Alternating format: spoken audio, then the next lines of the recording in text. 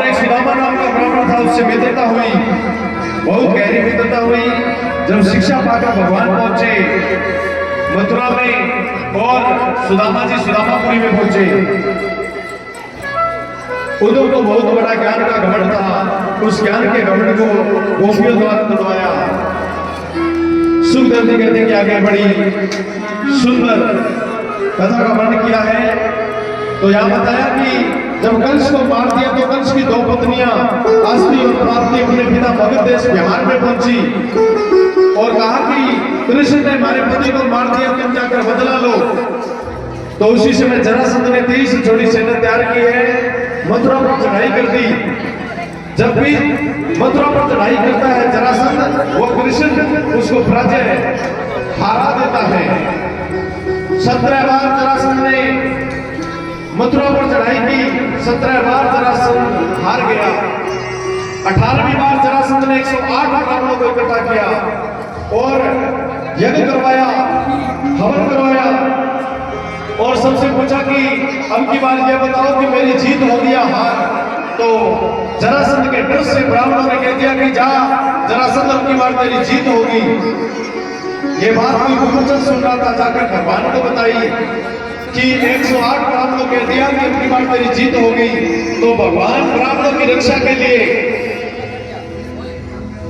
भगवान उन ब्राह्मणों की रक्षा के लिए अपनी हार को स्वीकार करते हैं। लेकिन ब्राह्मणों को कोई कष्ट नहीं आने दिया। जैसे ही जरासंध आया कालेवर को लेकर, तो कालेवर को ऐसा वरदान था कि तेरे आगे से एक दिन भगवान भी भाग जाएगा, ऐसा वरदान था। ब्राह्मणों का बचन करने के लिए भगवान मथुरा के रण को छोड़ दिया। तब भगवान का एक नाम पड़ा रणछोड़। बोलो रणछोड़ भगवान की। भगवान मथुरा से आगे आगरा की तरफ, आगरा से भागते भागते बाईपास पहुंचे ग्वालियर रोड। ग्वालियर रोड होते हुए भगवान पहुंचे धौलागी राजस्थान, जिसको आज धौलपुर बोलते हैं। बहुत बड़ा पर्वत है, पर्वत में प्रवेश कर गए। आज कालेवर पीछे पीछे जा रहा है तो उस गुफा में एक मुचकुंद नाम का आदमी सो रहा है। मुचकुंद राम जी के पूर्वज बताते हैं। तो मुचकुंद इच्छाकू नरेश मराठा के पुत्र हैं। असुरों की ओर से युद्ध करवाई, देवताओं की विजय दिलवाई।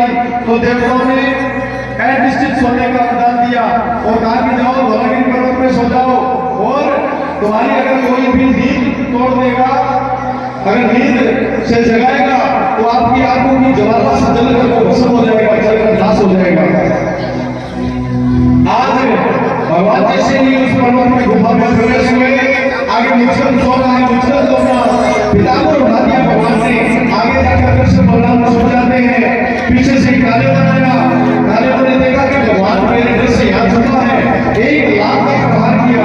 जैसे ही लाख का प्रहार किया तो मुचकुंद की आंखें खुली, नींद टूटी, आंखें खुली।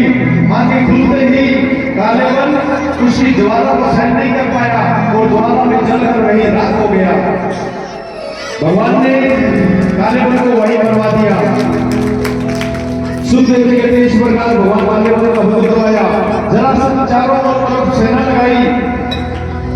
भगवान कृष्ण बलराम मंदिर के अंदर पूरी चोटी पर पहुंचे। वहां विश्वामित्र जी को बुलाया और बुलाकर कहा कि जैसे मथुरा नगरी है वैसी वैसी समुद्र के बीचों बीच एक नगरी का निर्माण करो, द्वारिका नगरी का निर्माण करो।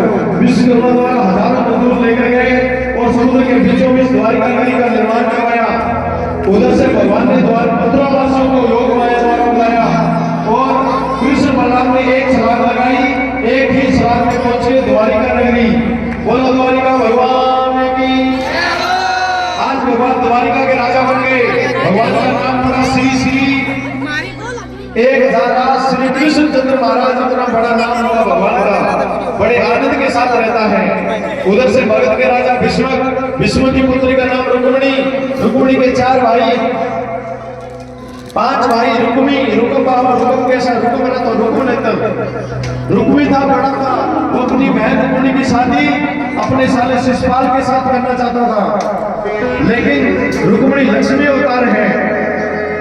वो द्वारिकाधीश को अपना वर मान चुकी है। एक दिन सुदेव नाम का ब्राह्मण आया। आज रुक्मिणी ने चिट्ठी भेजी द्वारिका के लिए। ब्राह्मण को कहा कि ये मेरी चिट्ठी द्वारिकाधीश को भेज दो। आज रुक्मिणी लिखती है कि मैं रुक्मिणी तुम्हारे चरणों की दासी, मेरा भाई रुक्मी मेरी शादी शिषपाल के साथ करवाना चाहता है, लेकिन प्रभु है द्वारिकाधीश, मैं तो तुम्हें अपना भर मान चुकी हूँ। आप यहाँ कुंडलपुर में आओ और मुझे लेकर यहाँ से चले जाओ। आज वो चिट्ठी उस ब्राह्मण ने द्वारिकाधीश को पहुंचाई। द्वारिकाधीश ने पढ़ते ही उसी ब्राह्मण को साथ में लिया और साथ लेकर आज कुंडलपुर पहुंचे। वहां पर पहुंचकर बगीचे में रुक गए और ब्राह्मण से कहा कि जाओ रुक्मिणी को कह दो कि श्याम सुंदर तुम्हारा बगीचा में इंतजार कर रहे हैं। आज वो ब्राह्मण रुक्मिणी के पास गए और कहा कि रुक्मिणी वो श्याम सुंदर तुम्हारा इंतजार कर रहे हैं। आज मोतियों का थाल भर के रुक्मिणी ने उस ब्राह्मण को दिया, माला माल हो गया ब्राह्मण। और रुक्मिणी पूजा की थाली लेकर सखियों के साथ में अपनी मैया से आशीर्वाद लेकर गौरी माँ के पूजन के लिए जाती है। गौरी माँ का पूजन किया मंदिर में, सखियों से बोली कि मेरे सर में दर्द हो रहा है, मैं बाहर बगीचे में घूमने जा रही हूँ, आप पूजा करो। तो आज रुक्मिणी बगीचे में पहुंची, वहां रथ पे द्वारिकाधीश विराजमान है। रुक्मिणी ने प्रणाम किया, रुक्मिणी ने प्रणाम किया, भगवान लेकर चलने लगे। आज सखियों दौड़कर सखियां गई और जाकर रुक्मिणी को बताया कि रुक्मिणी को लेकर द्वारिकाधीश चला गया। रुक्मिणी ने उसी समय बहुत बड़ी सेना तैयार की और यह संकल्प किया कि मैं उस कृष्ण को मार कर आऊंगा, अगर मेरे हाथों से नहीं मरा तो अपना मुख इस कुंडलपुर में दोबारा नहीं दिखाऊंगा। अब बहुत बड़ी सेना लेकर पीछे जाना है। उधर से रथ में बैठी रुक्मिणी भगवान द्वारिकाधीश से कहती है कि जल्दी जल्दी चलो, मेरा भाई आ रहा है।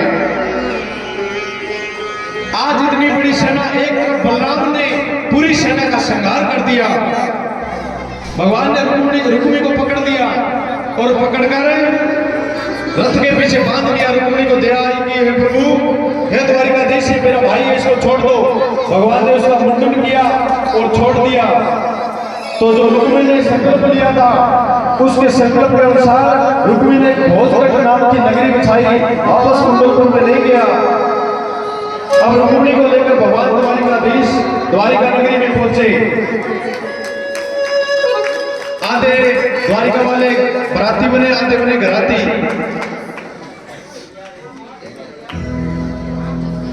अभी रुक्मिणी कृष्ण की झांकी आएगी, सभी को कन्यादान करना है। उसके बाद कल सुदामा जी की बड़ी प्यारी कथा है और कल के लिए आपको बता दें कि आज भगवान का एक विवाह हुआ है। कल भगवान कन्हैया के 16,107 विवाह हो गए। कुरुक्षेत्र में 100 वर्ष बाद ब्रजवासियों से उस राधा रानी से मिलान होगा। राधा के जन्म की बड़ी प्यारी कथा है किसी भगत के फरमाइश पर, सुदामा चरित्र, और अंत में परीक्षित मोक्ष और व्यास पूजन। समय से आने की कृपा करें। कल की अंतिम कथा है। सुदामा जी को श्राप लगा था। सुदामा जी ने क्या खाए थे? चना खाए थे। तो सभी भक्तजन थोड़ा थोड़ा अपनी श्रद्धा भाव से थोड़े थोड़े चने लेकर आना। जो सुदामा जी की कथा एकाग्र भाव से सुनता है प्यारे, उसके घर में कभी भी गरीबी नहीं रहती। इसलिए सभी समय निकालकर ज्यादा से ज्यादा आए सुदामा जी के लिए।